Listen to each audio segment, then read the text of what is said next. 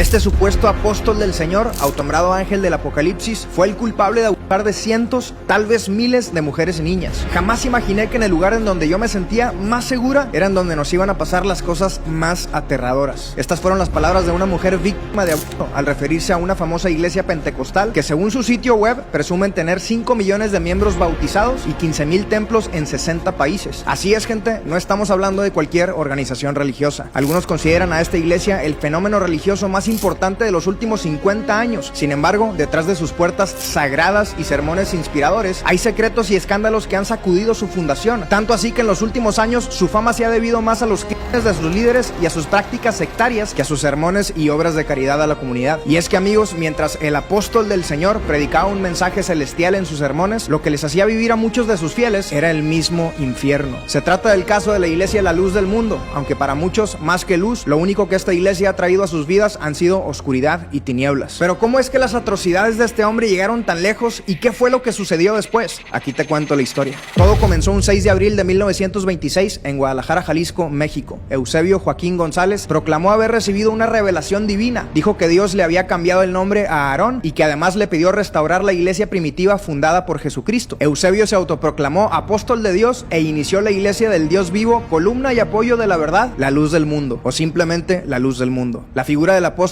dentro de esta organización es la más importante. Sin él no existe la iglesia, no hay doctrina, no hay enseñanza y no hay salvación. Los miembros creen que todo lo que tienen, como su trabajo, la comunidad o la salud, es gracias a que el apóstol ora por ellos. No hay nadie por encima de esta figura y cuestionar cualquier acción, palabra o idea de este hombre puede ser considerado pecado, porque sería como dudar de la decisión de Dios al elegirlo como el apóstol. Su mensaje de prosperidad hizo que la iglesia fuera creciendo rápidamente y en 1953 el gobernador de Jalisco le obsequió a la iglesia 14 hectáreas de terreno para que ahí pudieran construir su templo. A este lugar hoy se le conoce como la Hermosa Provincia y es habitado casi exclusivamente por miembros de la iglesia. Antes de su muerte, Eusebio dijo haber tenido otra visión del cielo que nombraba a su hijo Samuel Joaquín, de 27 años, como apóstol del Señor y ángel del Apocalipsis.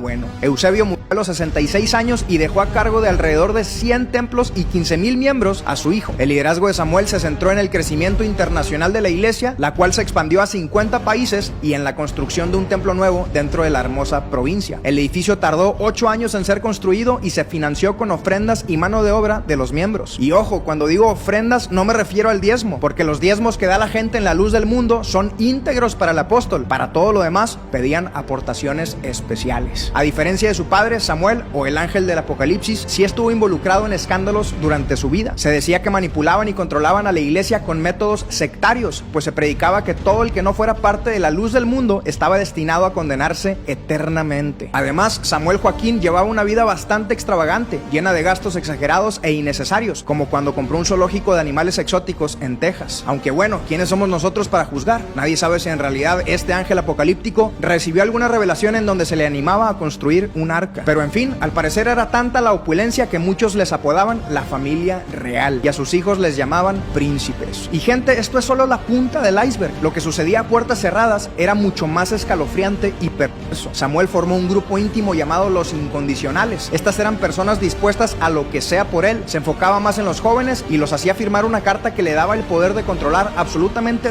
todo de ellos, hasta con quién casarse. Imagínate, hubo a quienes se les avisaba solo con unos días de anticipación que tenían que casarse y algunos de ellos ni siquiera sabían con quién se iban a casar. Terminaban descubriéndolo el día de su boda. Sin embargo, nadie dudaba de que Samuel Joaquín tenía la sabiduría de Dios para elegir y eso era suficiente para obedecer ciegamente. Lo peor es que Samuel usaba a estos jóvenes incondicionales para su propio beneficio y su vida de y solo unas pocas víctimas valientes se atrevieron a levantar la voz. En los 90s, 5 mujeres anónimas y un hombre llamado Moisés Padilla presentaron una denuncia contra Samuel, acusándolo de violación. Lamentablemente el gobierno no actuó y el caso fue desestimado por la falta de evidencia, aunque muchos creen que esto se debía a sobornos que él hizo a gente del gobierno. El caso es que las víctimas no recibieron ningún tipo de apoyo, ni de otros líderes de la iglesia, ni de las autoridades. Por el contrario, a las víctimas les arruinaron la vida. La iglesia las trató con hostilidad, las consideraron apóstatas y por si fuera poco, sufrieron el rechazo de sus propias familias, a quienes evidentemente les habían lavado el cerebro por completo. Amigos, este proceso de grooming y de abuso comenzaba desde la niñez de los miembros de la iglesia. Desde pequeños, sus padres les enseñaban que Samuel Joaquín era lo más importante de sus vidas y que servirle era la máxima bendición. Por su parte, el supuesto ángel del Apocalipsis tenía sus propias estrategias para abusar exitosamente de estas personas. Este hombre usaba a sus propias secretarias como agentes para buscar y preparar mentalmente a sus víctimas y desensibilizarlas a lo que venía. En muchos casos, cuando las jóvenes tenían alrededor de 14 años, las elegían para ser parte de un grupo privilegiado que podía servir al apóstol Samuel a la hora de la comida. De este grupo, elegían a las favoritas del apóstol y se les daba la tarea de entretenerlo, generalmente con bailes inocentes. Y entonces, después de esto, una vez más elegían a algunas de las jóvenes de este grupo privilegiado para pasarlas al siguiente nivel, a un grupo privado. Y aunque ellas creían que cada nivel les traería más bendiciones, es aquí donde empezó su verdadera pesadilla. Los bailes se tornaron más sexuales y les pedían que se quitaran la ropa y que practicaran actos sexuales entre ellas mientras las fotografiaban. Imagínate, les decían que eran privilegiadas, que lo que estaban haciendo era un acto espiritual que las acercaba más al apóstol y a Dios. Y lo más triste es que algunas estaban tan manipuladas desde niñas que sentían un amor y un respeto tan grande por el apóstol, de manera que sin titubear aceptaban hacer todo lo que les pedían. Después llegaba el momento en que alguna de las secretarias les preguntaba: ¿estás agradecida con el apóstol? Si sí, entonces debes demostrar tu agradecimiento con lo más preciado que tienes, y eso es tu vida.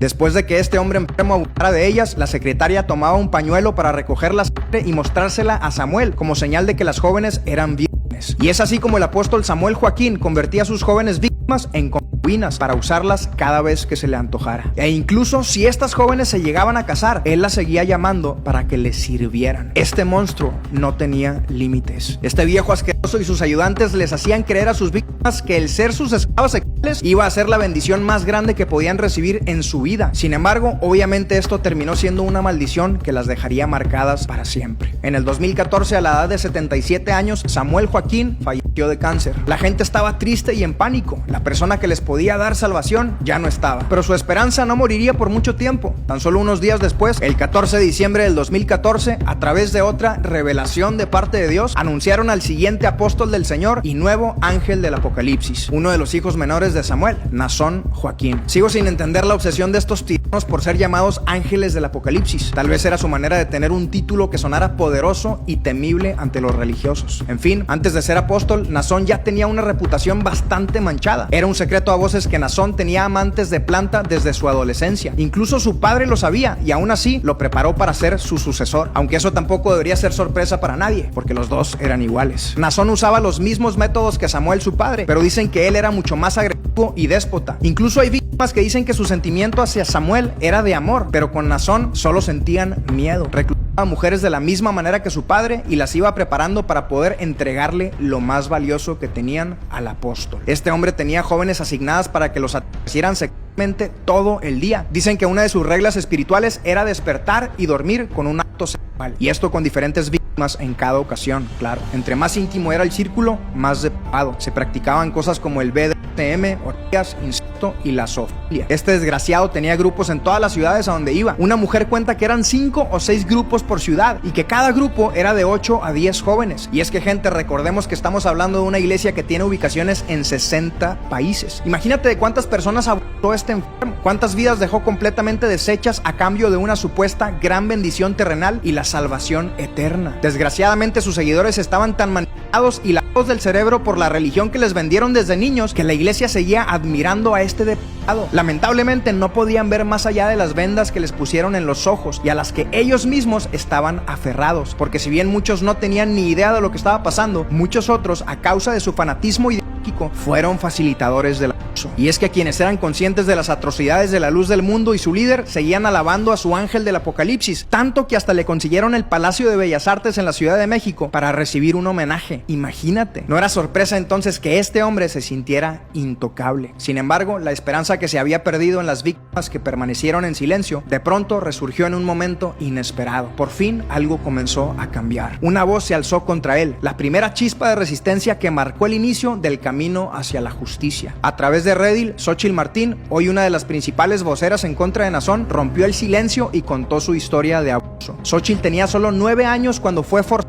a actuar como sirvienta sexual de los líderes de la iglesia, incluyendo a Samuel Joaquín Flores y después a su hijo Nazón Joaquín García. Tras su acto de valentía, el movimiento de Xóchitl contra Nazón creció y de pronto más mujeres comenzaron a contar su historia. Solo 5 valientes se levantaron, pero solo esas 5 bastaron. Estas mujeres, conocidas como Jane Doe 1, 2, 3, 4 y 5, denunciaron anónimamente a Nazón Joaquín en Estados Unidos y proporcionaron la evidencia suficiente para su arresto. El 3 de junio del 2019, Nazón y 2 mujeres, Alondra Ocampo y Susana Medina, fueron detenidos en Los Ángeles y acusados de 26 delitos relacionados con el abuso de menores, tráfico de menores, producción, distribución y posesión de pornografía infantil, violación y extorsión. Una tercera mujer, Azaela Rangel, también estaba en la orden de arresto, pero hasta el día de hoy se encuentra prófuga de la ley. La gravedad de los crímenes de este delincuente y el riesgo de fuga hizo que le pusieran una fianza de $90 millones, la más alta de la historia de California y una de las 10 más altas de la historia de Estados Unidos. Pero irónicamente, como si se tratara de una mala broma, durante todo el juicio la iglesia lo siguió apoyando, incluso muchas de sus víctimas. A la congregación en general, los líderes les decían que el juicio era obra de Satanás, que lo mejor era no investigar nada de lo que estaba sucediendo, porque obviamente no querían que se enteraran de las atrocidades que había cometido su querido líder. Alondra Ocampo, quien le ayudaba a conseguir mujeres a Nazón, confesó y aceptó todo a cambio de una sentencia reducida de 4 años. Entre las cosas más escalofriantes de lo que contó es que estas monstruosidades venían sucediendo desde 1926. Todo había comenzado con Eusebio y además toda la familia sabía y participaba de esta vida de gente. Estos desgraciados cometieron casi 100 años de abusos sin consecuencias. Se cree que fueron miles de víctimas y en muchos casos se descubrió que la madre y abuela de las víctimas también habían sido víctimas de estas mismas personas. Alondra también fue víctima. Nazón Joaquín abusó de ella sexual y psicológicamente. Lamentablemente la programaron desde niña para convertirse en una facilitadora de los abusos de estos hombres. Su abuso comenzó a los 8 años a manos de Samuel Joaquín y años después continuó con su hijo Nazón. Así que prácticamente todos los abusos de los que se le estaba acusando junto con Nazón, ella también los experimentó por décadas. Desgraciadamente, en su mente completamente engañada y destrozada, ella estaba trabajando para el elegido de Dios. Las audiencias previas al juicio fueron muy complicadas, ya que no había evidencia física de que Nazón hubiera forzado a estas mujeres a hacer las cosas que les pedían. Y es que, amigos, al haber estado manipuladas desde niñas, no era necesario obligarlas. La realidad es que al pensar que estaban haciendo un acto agradable a Dios, o su miedo de perder su salvación, o ser rechazadas por su comunidad, era suficiente para que ellas accedieran. Como dijo una de ellas, no hay necesidad de ponerle un arma en la cabeza a una persona para hacerla que haga algo indebido. Lo que hacen es corromper los valores, corromper la moralidad. Pero gente, la injusticia más grande estaba por suceder. Tan solo 3 días antes de que iniciara el juicio, Nazón firmó un acuerdo que le dio únicamente 16 años y 8 meses de prisión a cambio de aceptar la culpa por 3 cargos de abuso a menores. Imagínate la decepción y el sentimiento de impotencia de las víctimas que le rogaban al juez que las escucharan y que se hiciera justicia. Sin embargo, al parecer, el juez Ronald S. Cohen no tuvo opción y aceptó el acuerdo. Sus palabras antes de cerrar el caso fueron: nunca dejo de asombrarme de lo que algunas personas hacen en nombre de la religión y de cómo se arruinan vidas con el pretexto de servir a un ser supremo. Después se dirigió a las víctimas con voz entrecortada y les dijo: en este momento me disculpo, mis manos están atadas, los abogados hacen lo que hacen, pero el mundo las ha escuchado, se los prometo. A los familiares les dijo que debía darles vergüenza por abandonar a estas mujeres y para terminar volteó con Nazón y le dijo: usted es un depredador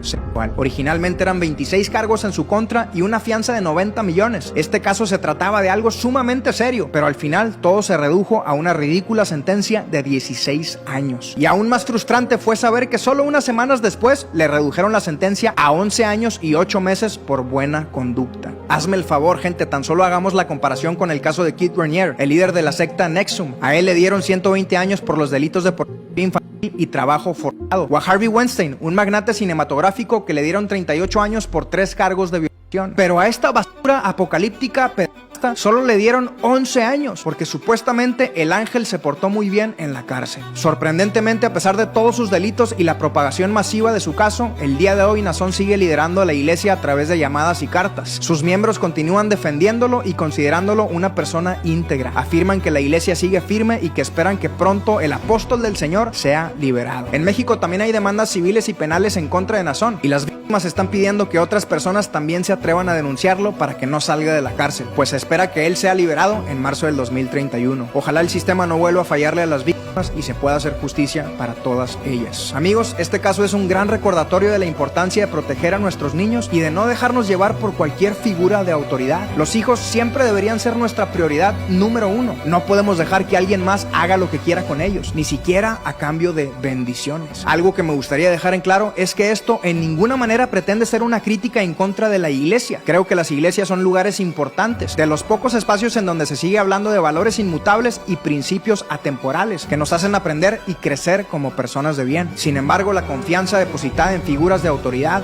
o en instituciones, ya sea en el ámbito religioso o social, no puede ni podrá jamás sustituir la vigilancia y responsabilidad que tenemos nosotros como padres y cuidadores. La educación y la comunicación abierta comienzan en casa y son herramientas poderosas para empoderar a nuestros hijos y darles las habilidades necesarias para reconocer y enfrentar situaciones de riesgo de la mejor manera. Es sumamente importante de que los niños tengan la seguridad de que en sus padres siempre podrán encontrar un par de oídos atentos para escucharlos, un par de ojos para hacerlos sentir notados, una voz sabia para hacerlos sentir guiados y un amor incondicional que provea un refugio para hacerlos sentir protegidos. También recordemos que los hijos nos observan y están más conscientes de su entorno de lo que a veces podríamos pensar y son sumamente influenciados por lo bueno y lo malo de nuestras vidas. No es ningún secreto que los hijos imitan los patrones de conducta de sus padres. En este caso se podría aplicar el término transmisión intergeneracional del trauma, el cual describe cómo las experiencias traumáticas como el abuso pueden transmitirse de una generación a otra, no solo a través de acciones directas, sino también a través de patrones de comportamiento, creencias y valores internalizados. Date cuenta de cómo el ciclo de abuso siguió repitiéndose con cada apóstol. Y también por su parte, las mujeres que fueron abusadas después procedieron a participar indirectamente en el abuso de sus hijas al permanecer calladas y permitir que sus niñas fueran usadas de la misma manera que ellas lo fueron. Amigos, los padres tenemos una enorme responsabilidad de ser agentes de bendición y no de maldición en la vida de nuestros hijos. Es necesario que de vez en cuando nos detengamos a reflexionar en nuestras acciones, en nuestra forma de pensar y en lo que estamos transmitiendo a los demás, en especial a nuestros hijos. Porque si somos honestos, todos tenemos en cierta medida algunos patrones y comportamientos de los cuales no estamos muy orgullosos y que definitivamente no nos gustaría heredar a las siguientes generaciones. La buena noticia es que no es tarde. Los patrones se pueden romper, pero está en cada uno la responsabilidad de sanar el pasado, de cambiar la forma de pensar, de educar de la forma correcta y de decidir qué es lo que en verdad queremos heredarle a nuestros hijos. Y es que, amigos, mucho más importante que cualquier herencia material es heredar estabilidad emocional, valores inquebrantables, principios atemporales, amor a la sabiduría y una actitud de liderazgo ante las responsabilidades de la vida, la cual también se manifiesta a través de mentes fuertes que no se dejan manipular. Por último, gente, quisiera decir que si has sido víctima de abuso, lo siento mucho. Recuerda que esto no te define como persona y de ninguna manera definirá la vida de tus siguientes generaciones. El poder de romper el ciclo y de sanar está en tus manos. Por lo demás, no dejemos de alzar la voz ante las injusticias, ante la violencia y ante el abuso. Defendamos a las víctimas y pidamos a las autoridades justicia para todos aquellos que han sufrido. Sigamos educando y siendo empáticos con los demás para que ni la vergüenza ni el miedo sean causa de que un violador esté suelto en las calles. Porque, gente, solo así podremos crear sociedades más justas y libres de abuso, en donde cada individuo tenga el derecho y la oportunidad de vivir una vida digna y plena.